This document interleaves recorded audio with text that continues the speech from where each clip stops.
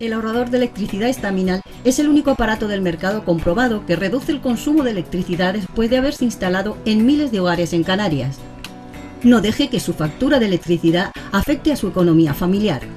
Estaminal es autoinstalable y no consume electricidad. Estaminal le garantiza una reducción de un 20 hasta un 35% de su recibo de luz.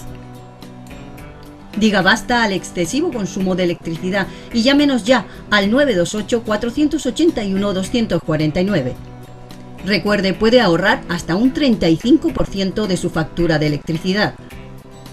Estaminal, la seguridad del ahorro.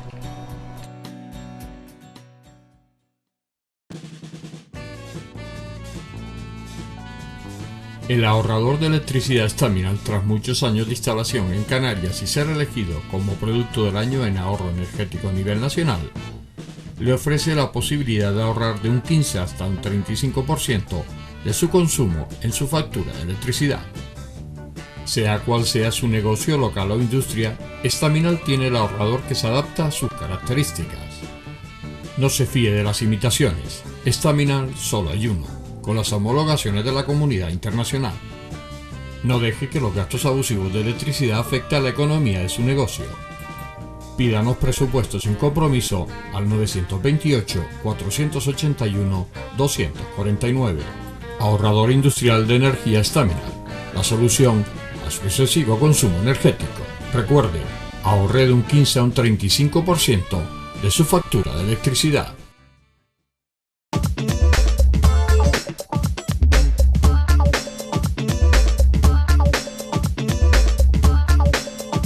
Buenas noches, empezamos aquí el enfoque. Como has visto en el cartel que presenta como siempre el programa y nos anuncia de lo que vamos a hablar, Mis tiempos muertos. Mis tiempos muertos tiene sentido eso de mis tiempos muertos, sobre todo al que ha jugado alguna vez al baloncesto, pues bueno, pues le tiene que sonar algo. Mis tiempos muertos es el libro que ha publicado Pepe Moriana Santiesteban. Pepe Moriana, muy conocido para la gente del básquet, incluso para esta sociedad Gran Canaria, bueno, porque ha tenido que ver mucho con el baloncesto Gran Canaria. En Gran Canaria publica este libro, un libro que es un poco autobiográfico, yo creo que sí, y bueno, pues Epístolas a una pasión, que es el subtítulo que lleva.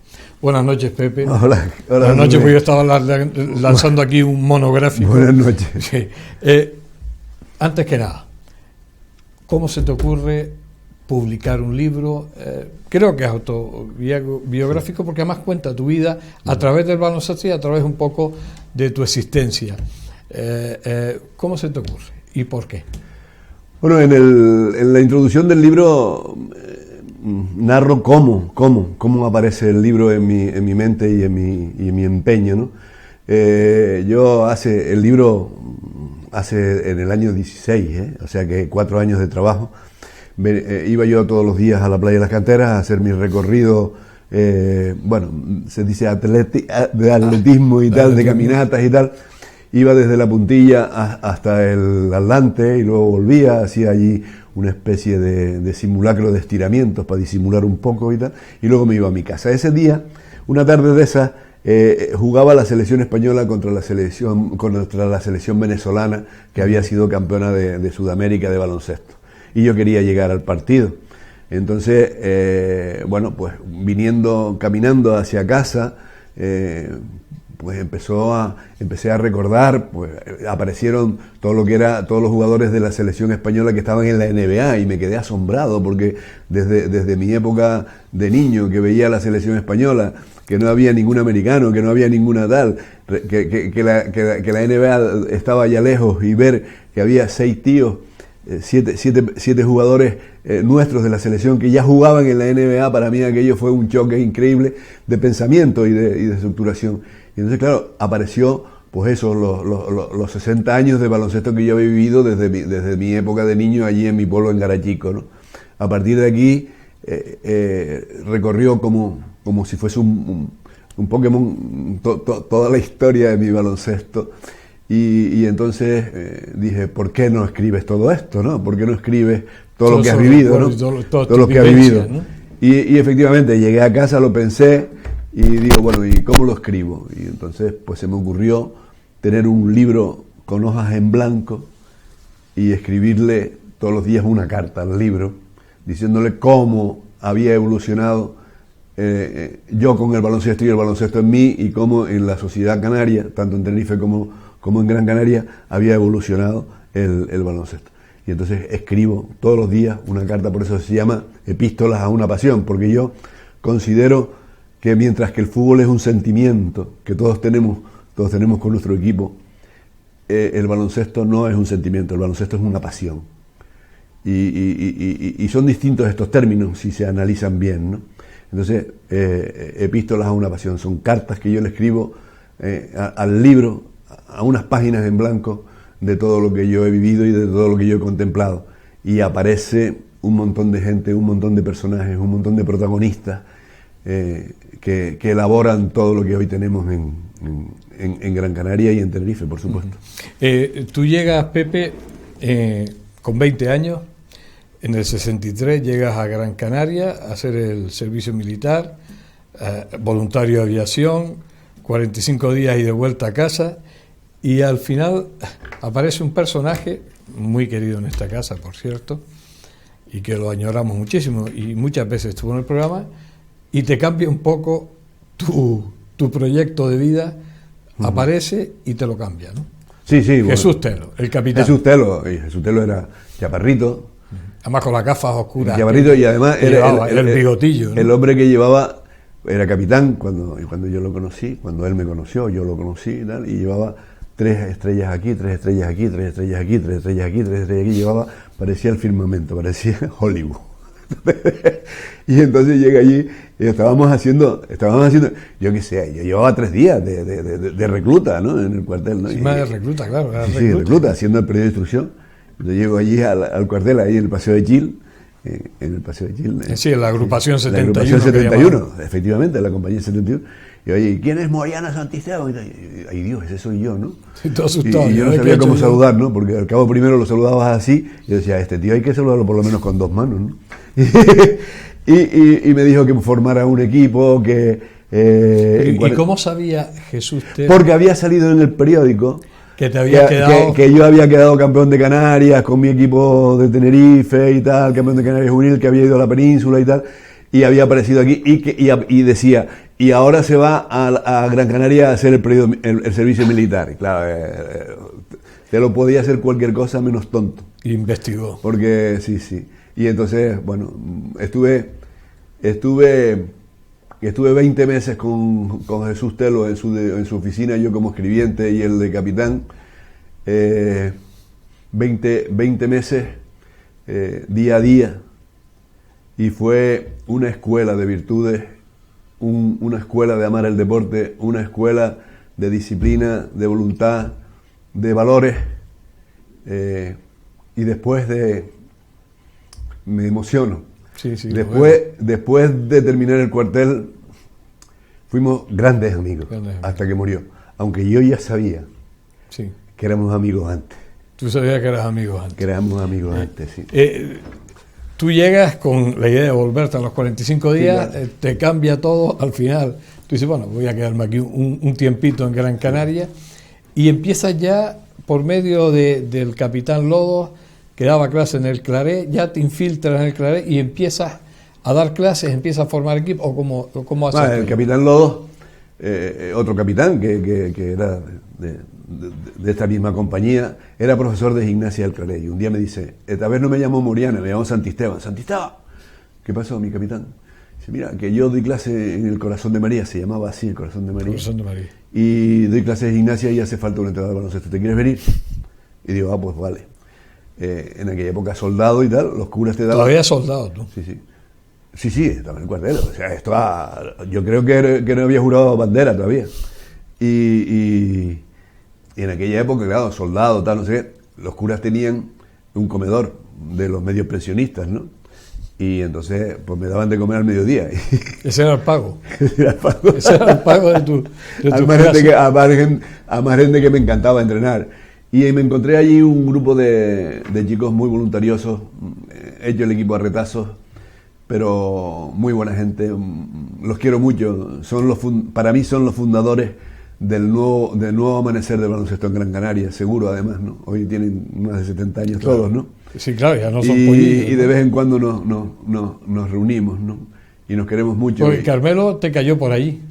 Carmelo no, Carmelo es posterior, Carmelo es del 64-65, pero en minibásquet. Carmelo empezó en minibásquet, sí. Sí, pues es del año 50, nació en el 50, sí. O sea que ahora tiene 70. Carmelo fue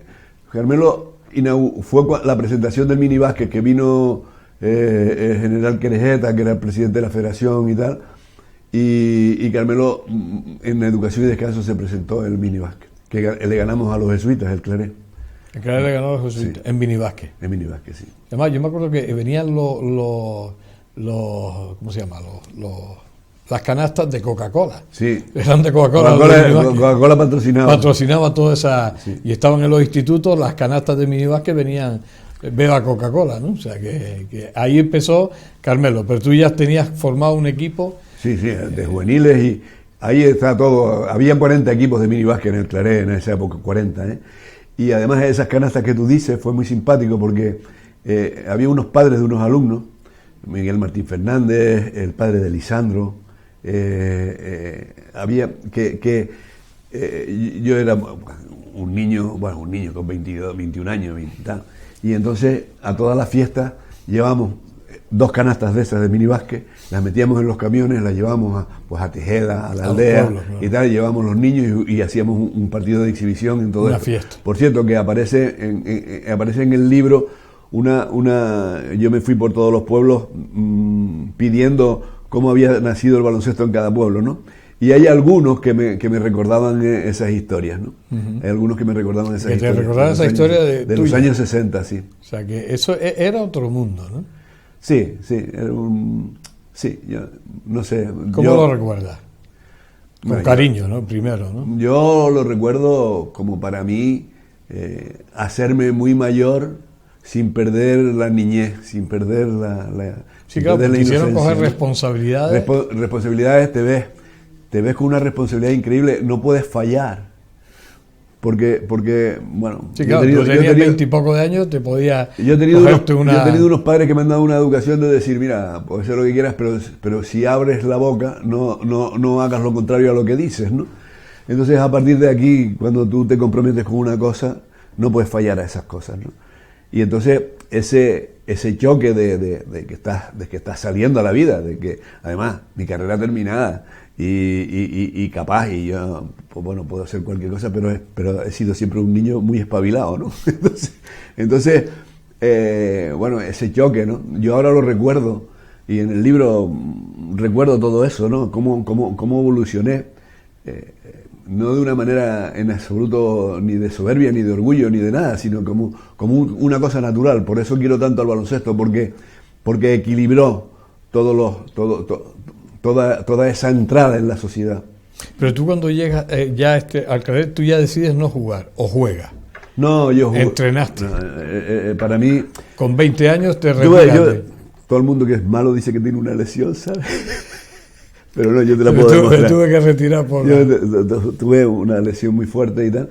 Pero a mí lo que me gustaba, indiscutiblemente, me gustaba enseñar, me gustaba entrenar, me gustaba... dedicarme a aprender yo para transmitir a los demás, ¿no? Uh-huh. Sobre todo los fundamentos. Para mí es fundamental el que la técnica individual se maneje de una manera increíble, porque es cuando el niño juega con desparpajo, el niño se divierte jugando, el niño se divierte repartiendo, ¿verdad? ¿Y cuándo te sale la idea a ti de crear ese Claret competitivo, Claret en plan? Porque además, sobre todo, siempre había Tenerife siempre habría, la gente veía los partidos del Náutico por la televisión en diferido. Cuando jugaba con el Real Madrid ahí, veía a Cejas primero, Cejas segundo, eran casi tu ídolo el Náutico, ¿no? Siempre había habido ese, no dominio, pero sí dominio del baloncesto tinerfeño. A ti se te ocurre crear un Claré competitivo, un Claré que empieza a... Te puedo decir una cosa que no he dicho nunca. Posiblemente eso es lo que posiblemente me llevará a mí a decir, yo tengo que ganar a Tenerife. Tú le tengo que ganar a Tenerife. Porque yo en Tenerife era de los equipos pobres, ¿no?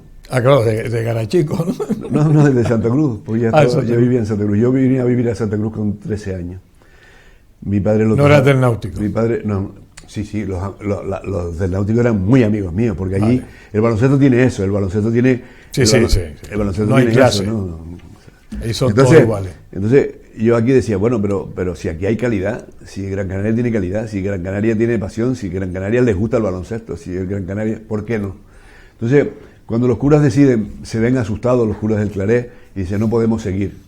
Entonces, en ese momento, el Metropole, yo me iba ya a ir a Carachico, yo me iba a ir a Santa Cruz ya. Ah, te volvía. Sí, yo me iba ya, mi hermano me llama y me dijo, Pepo, que aquí el DISA te quiere, vente para acá. Y además te doy un empleo en la refinería. Entrar en la refinería en aquella época es como entrar en el Banco España, ¿ves? y entonces en ese momento llega Mamé Ramírez y me dice, tú no te vas. El Metropole quiere hacer un equipo de baloncesto y tú lo vas a entrenar. Entonces, en aquella época estaba Socorro. Estaba Gregorio Socorro. Y Juan José Apolinario. Que se les ocurrió crear una sección de baloncesto. Juan José Apolinario y Gregorio Socorro. Me llaman, hablaron conmigo y tal, y montamos y tal. Y ese año quedamos campeones de España. De España, efectivamente. La única vez campeón de España juvenil, ¿no? Campeón de España juvenil. ¿Qué pasó? Empezamos a crecer y apareció un totufo, que lo pongo ahí. En mi pueblo totufo es como el tonto que coge un linde y se acaba la linde y sigue caminando, ¿no? Pues igual, pues eso.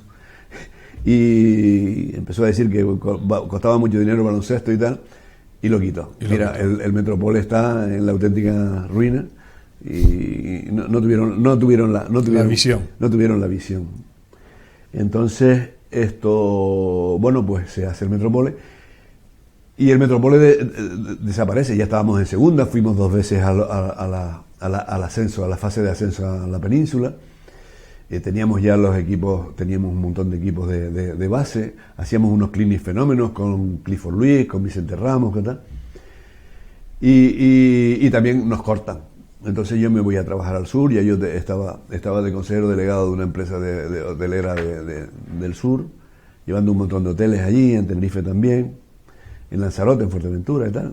Ya estaba yo montado en el dólar ya. Acababa de casarme. Y ya yo estaba montado en el dólar, no es de dinero, en el dólar de actividad, ¿no? De actividad, o sea, sí. Y entonces,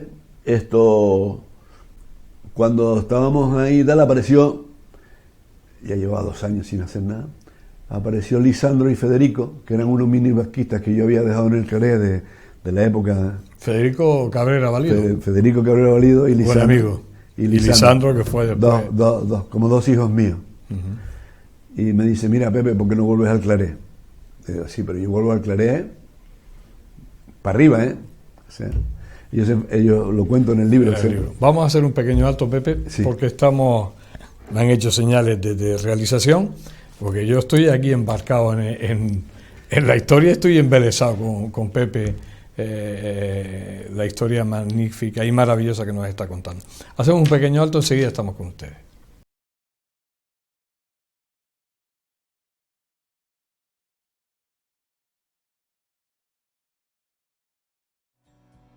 El ahorrador de electricidad estaminal es el único aparato del mercado comprobado que reduce el consumo de electricidad después de haberse instalado en miles de hogares en Canarias.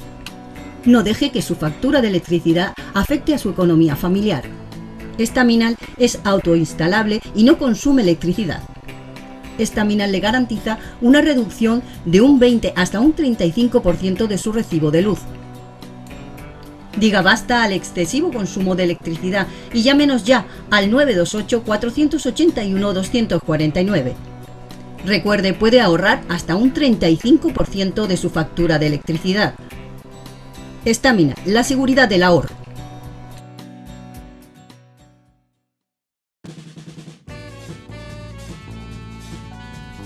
El ahorrador de electricidad Estaminal, tras muchos años de instalación en Canarias y ser elegido como producto del año en ahorro energético a nivel nacional, le ofrece la posibilidad de ahorrar de un 15 hasta un 35% de su consumo en su factura de electricidad. Sea cual sea su negocio local o industria, Staminal tiene el ahorrador que se adapta a sus características. No se fíe de las imitaciones, Staminal solo hay uno, con las homologaciones de la comunidad internacional. No deje que los gastos abusivos de electricidad afecten a la economía de su negocio. Pídanos presupuestos sin compromiso al 928-481-249. Ahorrador industrial de energía Staminal, la solución a su excesivo consumo energético. Recuerde, ahorre de un 15 a un 35% de su factura de electricidad.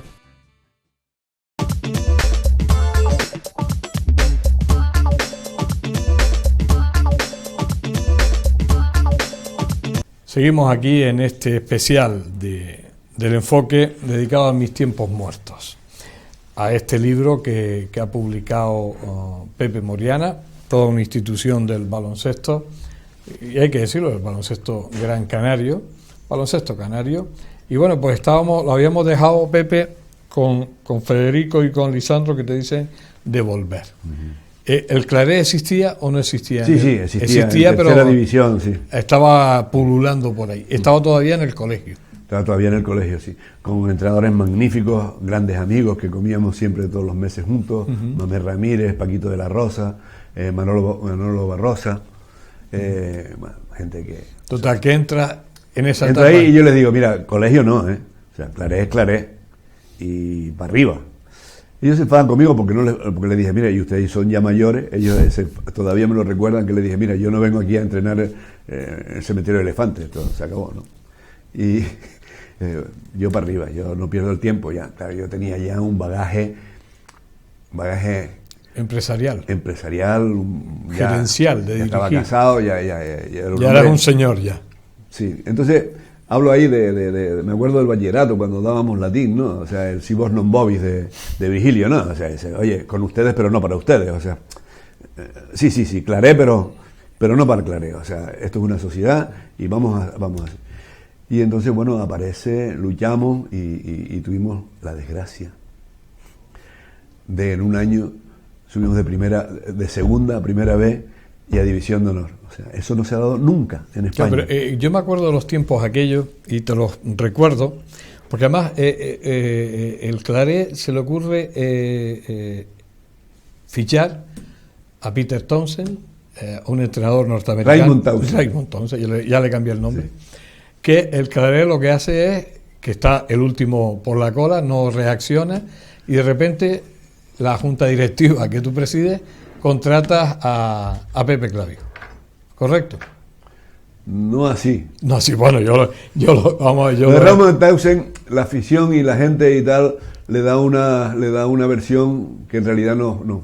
Townsend era un señor como la Copa Untino, sí, y un entrenador, un profesional como la Copa Untino, y yo lo que quería, a mí no me importaba subir y bajar, pero ya entramos en la dinámica de o ganas o no sirves para nada, o ganas o no sirves para nada. A mí eso no me importaba, porque la visión mía era estar en primera vez unos cuantos años y empezar a hacer cantera, empezar a trabajar la cantera, de tal manera que cuando nosotros subimos a División de Honor había 5 canarios y ahora no hay ninguno.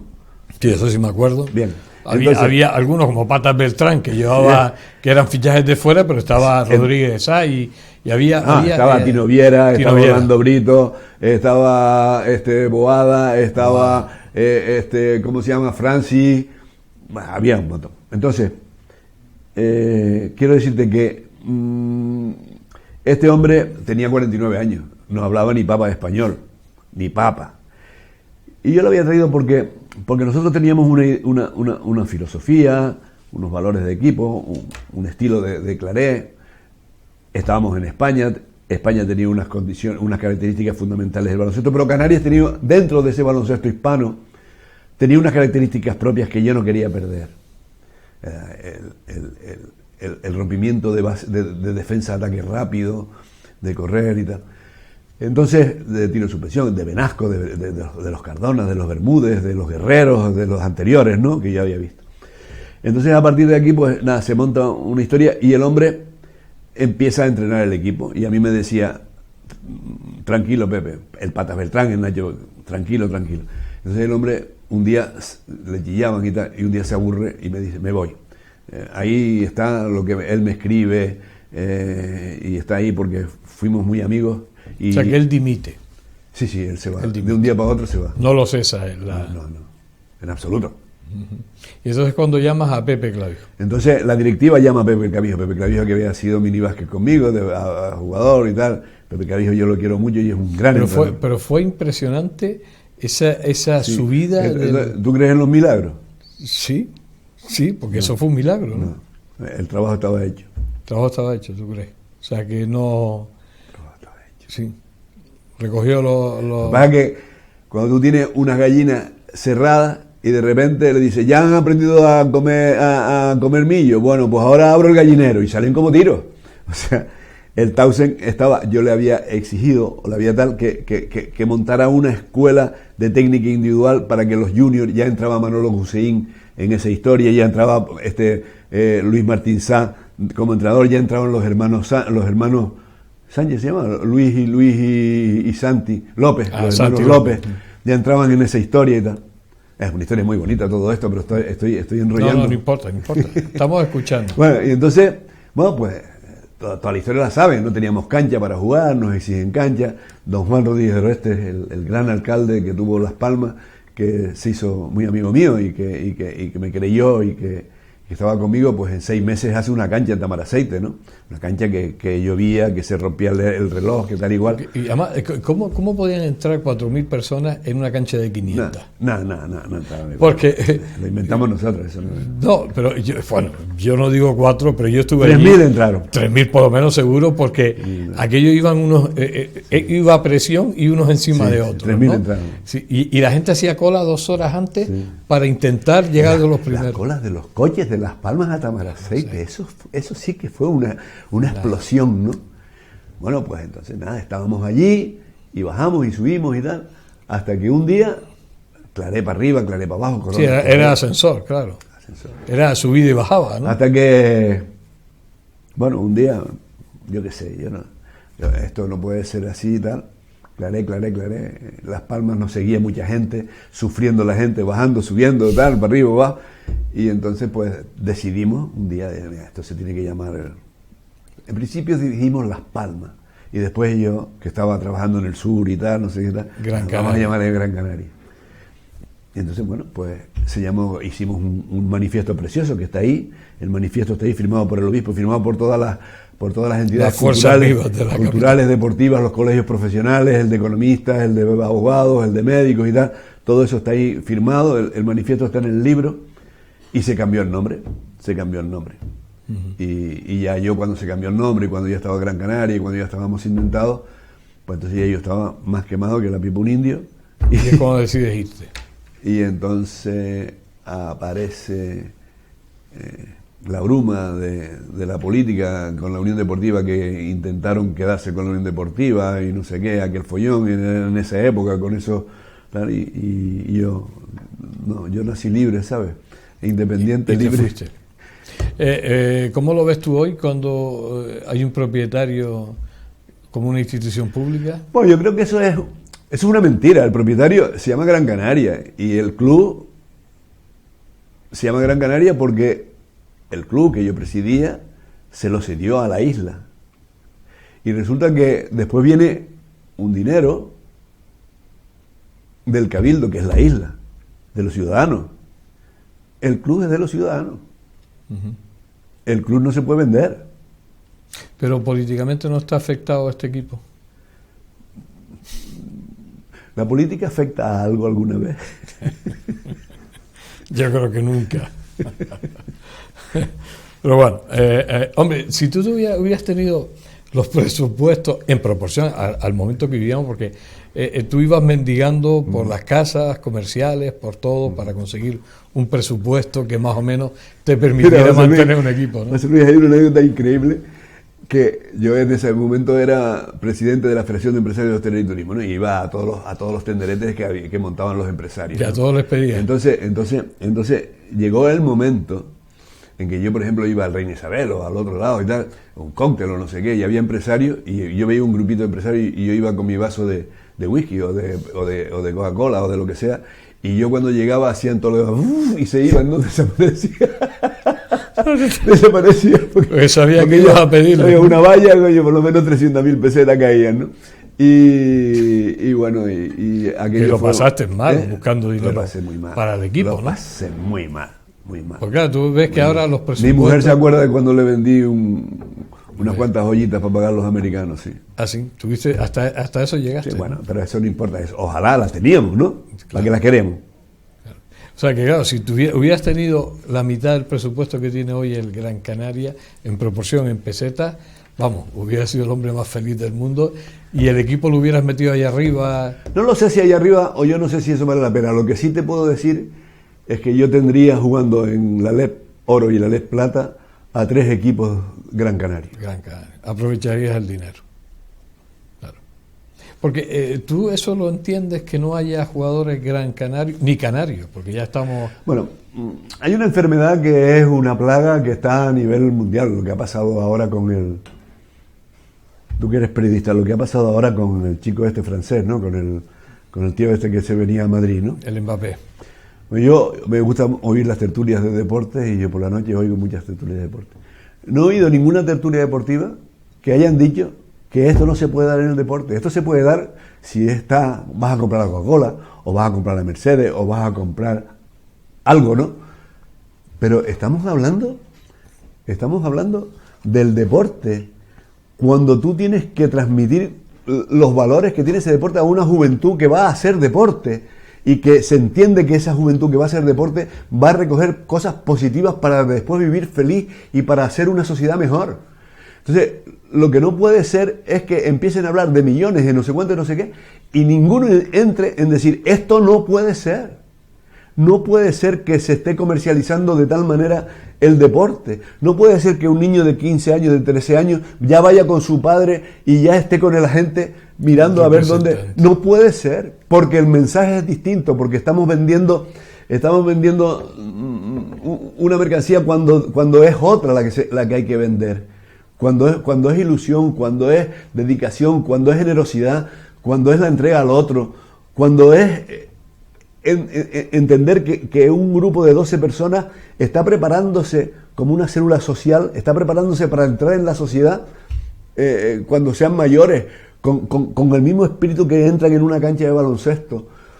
Eso a mí me aterra, ¿no? Pero bueno, yo soy filosofeo y a veces me voy de las ramas. Bueno, te decía eso, de el que no hubiera jugadores canarios en un equipo Gran Canario, ¿no? No lo entiendo, y a Tenerife le está pasando lo mismo. Pero hay jugadores que están jugando en la ACB, Gran Canarios, que se han ido para allá. Por eso mismo que te estoy diciendo, que desde los 15 años tienen ya una gente. Y no, hombre, no, esto es otra historia. Y la culpa la tienen los directivos a nivel nacional que hacen el juego del deporte, ¿no? O sea,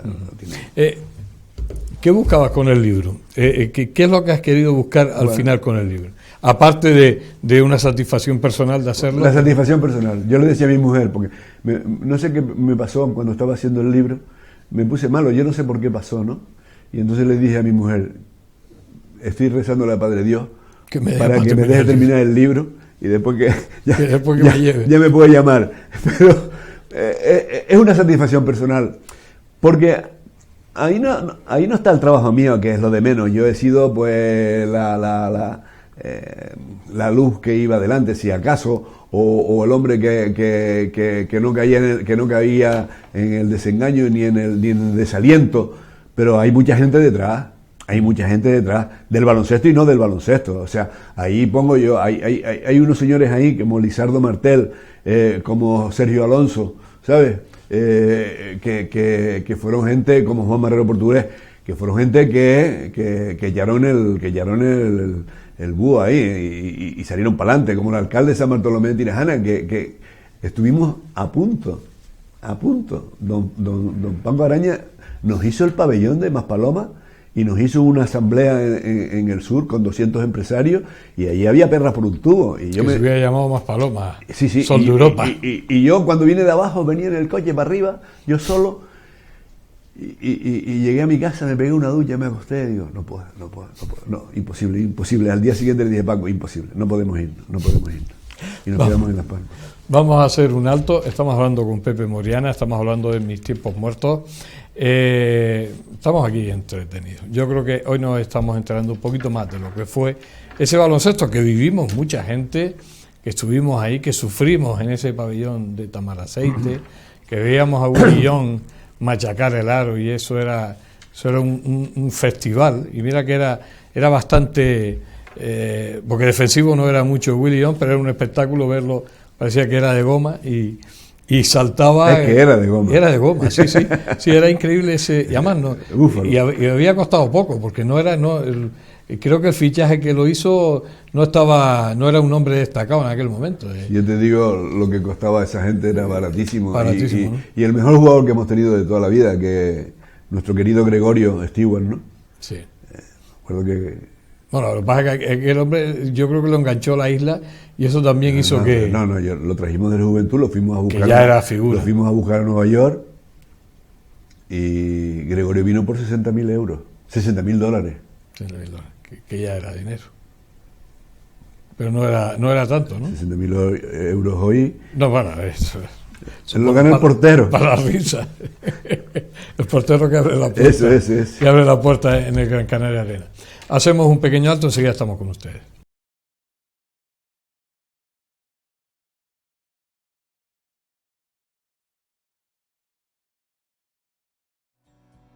El ahorrador de electricidad estaminal es el único aparato del mercado comprobado que reduce el consumo de electricidad después de haberse instalado en miles de hogares en Canarias.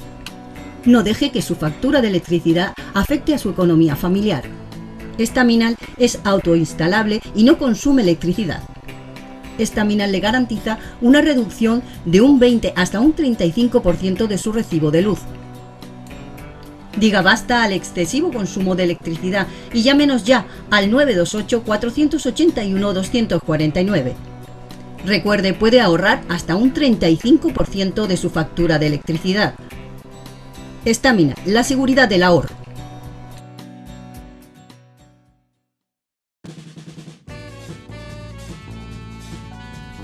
El ahorrador de electricidad Staminal, tras muchos años de instalación en Canarias y ser elegido como producto del año en ahorro energético a nivel nacional, le ofrece la posibilidad de ahorrar de un 15 hasta un 35% de su consumo en su factura de electricidad. Sea cual sea su negocio local o industria, Staminal tiene el ahorrador que se adapta a sus características. No se fíe de las imitaciones, Staminal solo hay uno, con las homologaciones de la comunidad internacional. No deje que los gastos abusivos de electricidad afecten a la economía de su negocio. Pídanos presupuestos sin compromiso al 928-481-249. Ahorrador industrial de energía Staminal, la solución a su excesivo consumo energético. Recuerde, ahorre de un 15 a un 35% de su factura de electricidad.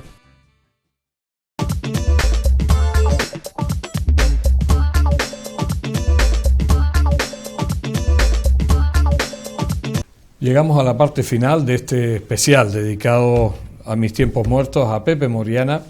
Como decíamos, toda una institución del baloncesto en Gran Canaria, en Canarias.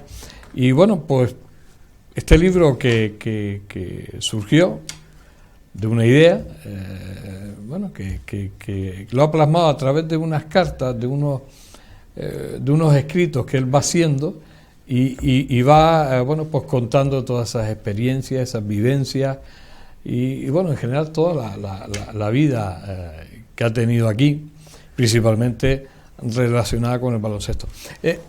Vamos llegando al final, pero ¿te ha quedado algo dentro de este mundo del baloncesto como una espinita clavada ahí? No, estoy satisfecho. ¿Sí? Sí, porque lo que tú tienes que saber es dónde estás, para qué estás y qué estás haciendo, ¿no? Uh-huh. Entonces yo estuve ahí, hice lo que pude.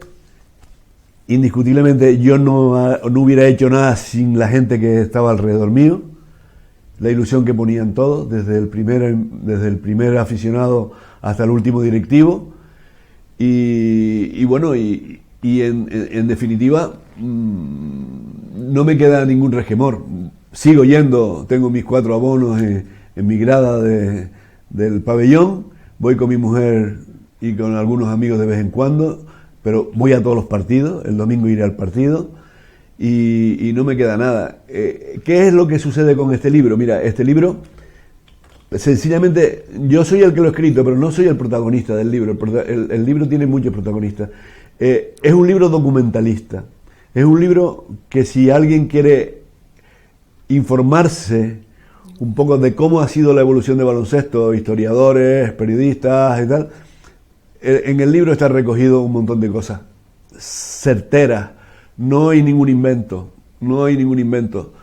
Todo es fiel y los personajes a las fechas y a los personajes. Entonces, yo la semana que viene voy a intentar enviarle un libro a cada una de las bibliotecas municipales que hay en esta isla para que lo tengan, porque es un libro documentalista. Yo he querido hacer un libro que sirva de utilidad. No es una novela, no es un libro en donde yo pongo...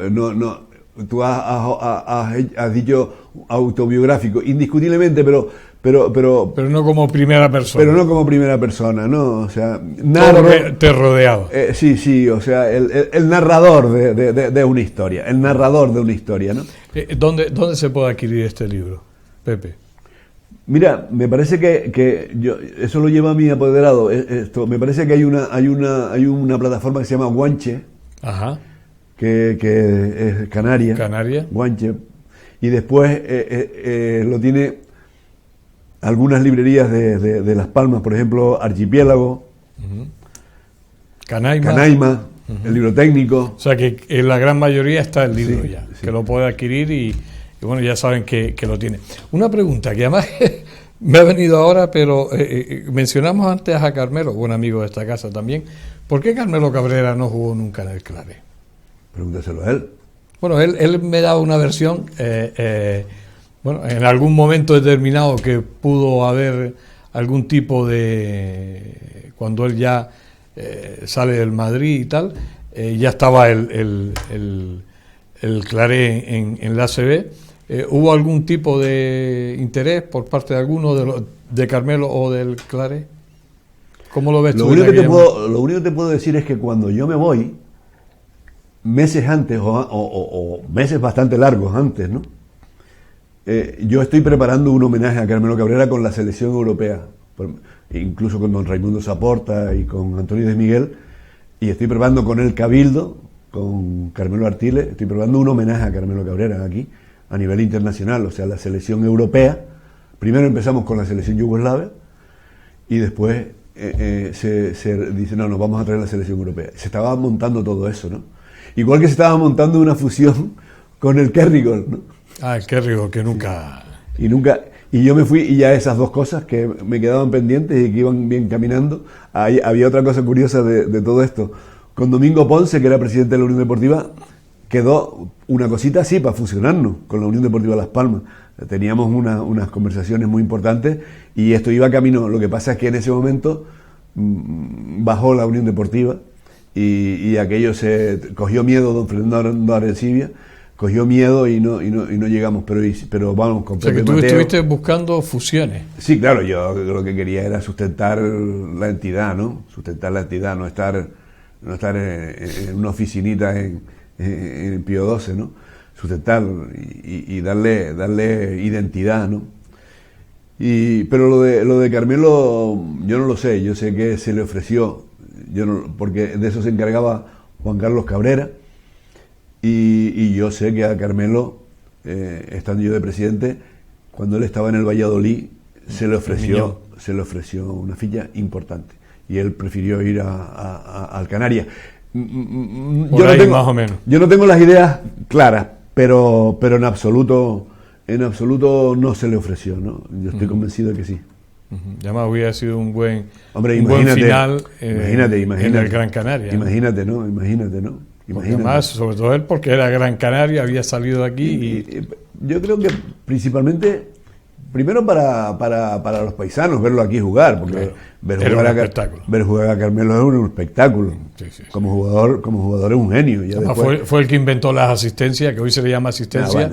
cuando él las hacía, me acuerdo yo, bueno. en el año 67 o 68, verlo jugar en el Madrid y era un espectáculo, ¿no? Todavía jugando Emiliano y compañía con hay una Carmelo. anécdota muy simpática. Yo era, en esa época, cuando se fue del Metropole al Madrid, yo era muy amigo de Clifford Luis y de Emiliano y tal, y Vicente Ramos.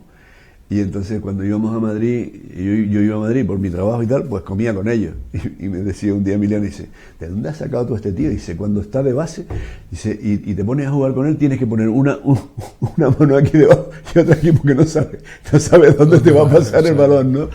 Y bueno, Carmelo era un prodigio.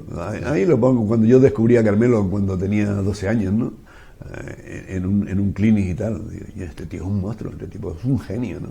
Ya, lo descubres tú con 12 años, lo ves tú jugando. Uh-huh. Ahí lo pongo. En el Claret, claro, porque él ha sido un claretiano en el Claret. Toda su vida, ¿no? En el Claret, mira, ¿puedo contártelo? Sí, sí. Mira, se muere Joaquín Hernández, que era seleccionador nacional, y entonces a mí me gustaba reunir a los niños y hablarles del baloncesto y los acontecimientos y tal. Entonces yo reúno a los niños de minibásquet, los meto en un cubículo que había en el Colegio Claret debajo de la escalera y tal, y allí le explico quién era Joaquín Hernández, le pongo una filmina, le pongo una fotografía, y les digo que uno de las características de Joaquín Hernández era el tiro sobre carrera, lo que después Navarro patentó como bomba Navarro, ¿no? Bueno, pues eso ya lo hacía Joaquín Hernández en los años 60, ¿no?